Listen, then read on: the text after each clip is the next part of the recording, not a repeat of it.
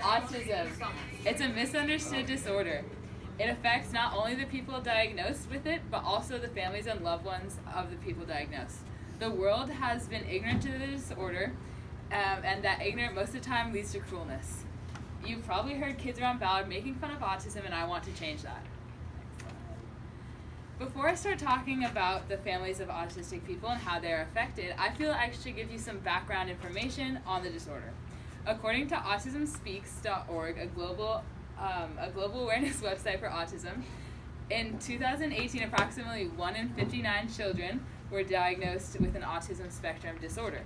This disorder has a number of symptoms and challenges to the people affected, but the most common include recognizing emotions and intentions in others, recognizing one's own emotions, expressing emotions, seeking emotional comfort from others, feeling overwhelmed in social situations, taking turns in conversations, and gauging personal space. There are so many other symptoms of the disorder, but these are the most common. Some of the affected aren't able to go to a regular school and have to go to a special school because they aren't able to function. You might be thinking, how do the families of the autistic hurt? They aren't the ones with the disorder, and that is what I'm going to help you understand today. This is my mom's best friend, Kim.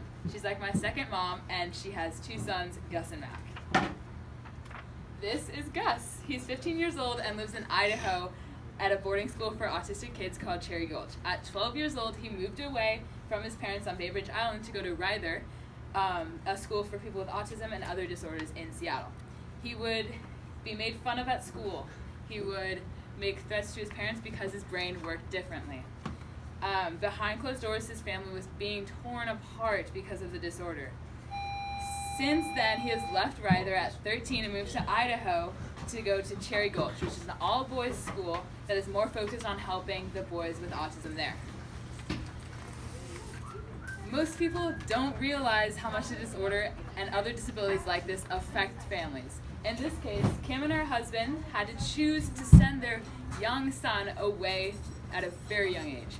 This was a decision that every time I see them, I can tell weighs on them. Kim's family spends so much money on different schools that they send Gus to, but this isn't the only case like this.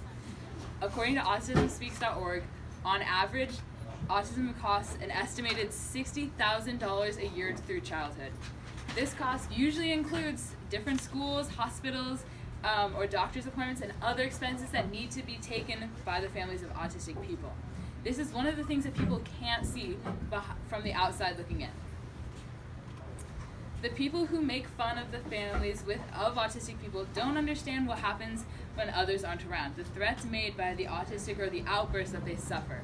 It's the things that you can't necessarily see that sometimes sting the most. The people who make fun of the autistic don't understand the pain that they go through every day to deal with this disorder. When they hear you talk about the disability in a derogatory way, they are painfully reminded that how they have to deal with sending their kids away or other things that they have to deal with. The families and loved ones of people with autism need your compassion. They're going through a lot, and hearing people make fun of their loved ones hurts more than normal. They aren't asking for much. All they want is a little more compassion towards the disorder. They're asking that you stick up for people with a disorder and other people with disorders like it. Thank you.